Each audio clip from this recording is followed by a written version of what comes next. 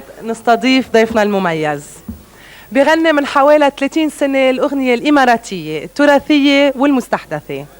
بيكتب وبيلحن معظم أغانيه.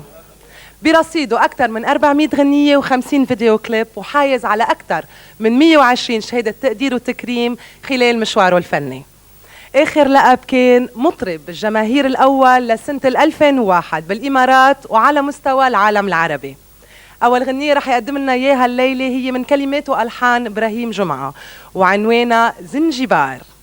شرف كبير نستضيف للمرة الأولى بيا ليل يا عين الفنان الإماراتي الكبير عبد الله بالخير.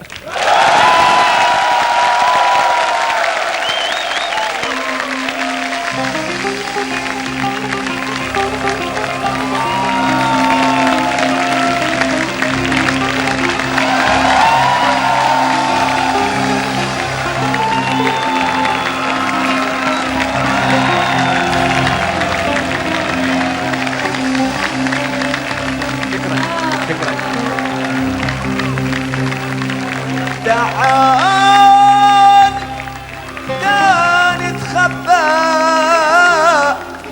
عن درب العمار،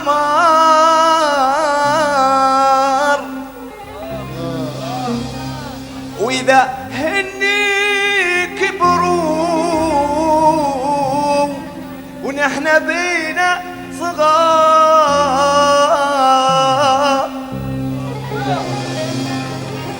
وسألونا وين كنتوا وليش ما كبرتوا انتوا، بنقلن نسينا،